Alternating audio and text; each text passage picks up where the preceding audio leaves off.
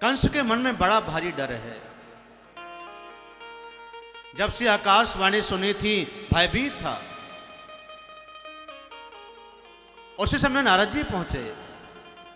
नारद जी ने बताया कि आपको भगवान शिव ने जो धनुष दिया है और धनुष से ही आप अपने यहां एक आयोजन करो, धनुष यज्ञ नाम का।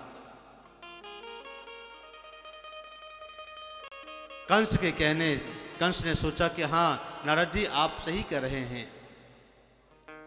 नारद ने बताया कि आपका जो काल है, जो कृष्ण बलराम जो ब्रज में पैदा हुए हैं वो नंद के महलों में रह रहे हैं, वही आपके काल हैं।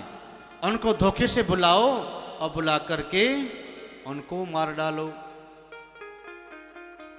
कृष्ण बलराम को लेने के लिए कौन जाए? कृष्ण बलराम को लाने के लिए अक्रूर जी को बुलाया। अक्रूर जी ने पूछा कि प्रभु आप किस लिए बुला रहे हैं कृष्ण बलराम को? कंस ने कहा देखो मैं कुछ बात छुपाना नहीं चाहता।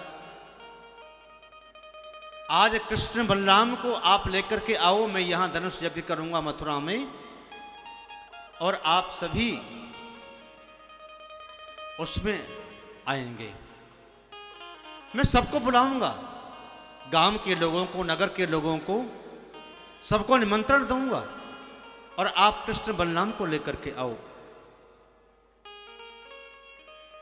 कि गच्छ नंद ब्रजम तत्र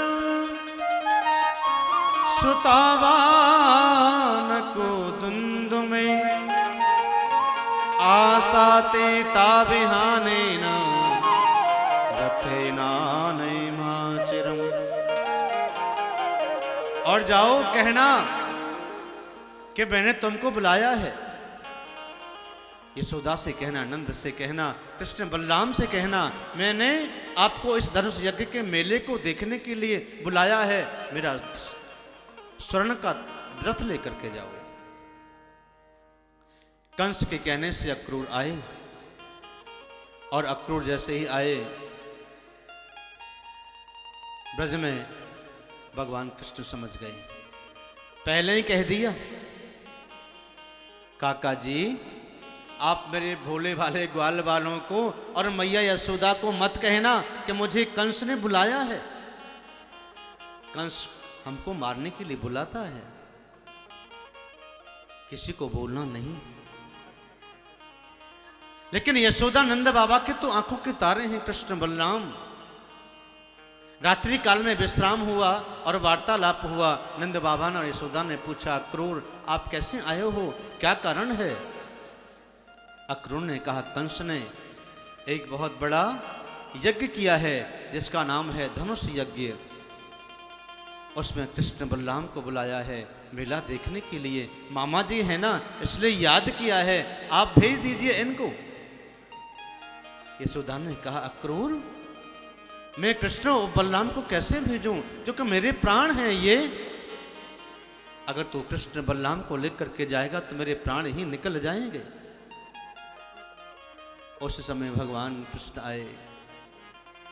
कृष्ण ने कहा मैया अब हम बड़े हैं गए, 11 वर्ष के है गए, 11 वर्ष और 55 दिन के भगवान हुए हैं।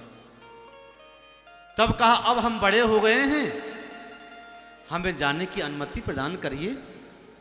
अब तक हम गांव में रहे हैं, जरा देख करके तो आए वो शहर कैसा है, मथुरापुरी है कैसी, और कंस का मामा का घर कैसा है। हम गए नहीं हैं, जरा जाने की अनुमति दीजिए माँ, हम मिलकर के जल्दी आ जाएंगे। अक्रूर की आगमन की आवाज और कृष्ण की जाने की जो पुकार थी वह पूरे ब्रजमंडल में पहुंच गई। जो गोपियां नित्य दर्शन करके भगवान का कोई कार्य करती थी, आज वो गोपियां महल के सामने आकर के खड़ी हो गई कि कोई परदेशी आया है, कोई परदेशी आया है, कृष्ण बलराम को लेने आया है, चलो हम जाने नहीं देंगे। उनके बिना हम कैसे रहेंगे? कृष्ण के बिना ब्रजमंडल सूना हो जाएगा, हम जाने नहीं देंगे। अपने प्राणों को त्याग देंगी, लेकिन कृष्ण बलराम को जाने नहीं देंगी। ऐसा निश्चय करके नंद बाबा के महलों के सामने गोपियां लाइन में खड़ी हो गई, कतार में खड़ी हैं। बीच में अक्रूर का रथ खड़ा है। प्रातः काल हुआ, गोपियों की लाइन लगी है। भगवान कृष्ण और बलराम तैयार हुए। मामा की नगरी में जाना है, मामा के घर जाना है। राधा रानी गोपियों के साथ में लेकर के रथ के समीप में खड़ी हैं। गोपियां रुदन कर रही हैं, कृष्ण आप हमको छोड़कर के चले जाओगे तो हम कैसे रहेंगी? ये ब्रज सोना हो जाएगा, जाने नहीं देंगी। यशोदा मैया ने कहा, लाला तू जाए तो रहो है, लेकिन जल्दी आइयो। तूने कही है मैं मैया आज जाऊंगा तो परसों लौट करके आ जाऊंगा, परसों लौट करके जरूर आ जाइयो, नहीं तो तेरी माँ के प्राण नहीं बचेंगे। नंद बाबा ने ग्वाल वालों की टोली तैयार करी, गाड़ी में बिठाया और भगवान कृष्ण और बलराम दोनों रथ में बैठ गए। मां यशोदा ने आरता उतारा, गले मिली, आंसू का प्रवाह बहने लगा जैसे बरसात की झड़ियां लग गई हों।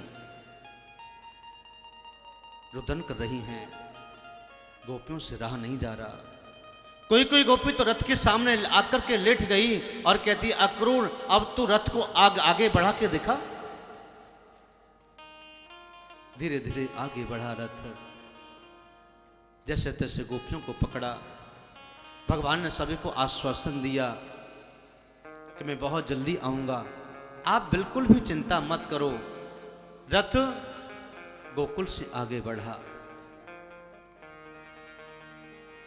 एक गोपी को बाद में पता लगा, विलाप करने लगी कि अहो विधाता न कचति दया, संजोज मैत्र्या प्रणनेय देहिना, तासार कृतार्थन वियोक्ष पार्थिकम, विक्रीणतम अर्वको चेष्टतम मया। हे विधाता, मैंने आपका क्या बिगाड़ा जो कन्हैया ने जाते समय भी मुझे दर्शन नहीं दिया? मेरा विधाता ही रूठ गया। अब मैं कहूं तो कहूं किससे, किसको कहूं जाकर के? गोपियां एक स्वर में रो रही हैं। बड़ा अद्भुत दृश्य है कि एवं रुवाणा विरहातुराभ्रसम, ब्रजस्त्रिया कृष्ण विसक्त मानसा, विसज्य लज्जा रो रो दोहुस्व स्म स्वस्वरम, गोविंद दामो धर्माधुरेति। रो रो दोहु स्वस्वरम, एक स्वर से रुदन कर रही हैं। गोविंद हमें छोड़कर के काहे को चले गए? जिस परमात्मा का आदि का पता नहीं, पिता का और अंत का पता नहीं, कोई मध्य का पता नहीं, उन गोविंद के चिंता में गोपियां विरहे होकर के अश्रुओं का प्रवाह करती रही हैं। किसी काम में मन नहीं लगता है। हे गोविंद, हम आपके बिना एक पल भी नहीं रहना चाहती। पूरा ब्रजमंडल उदास है।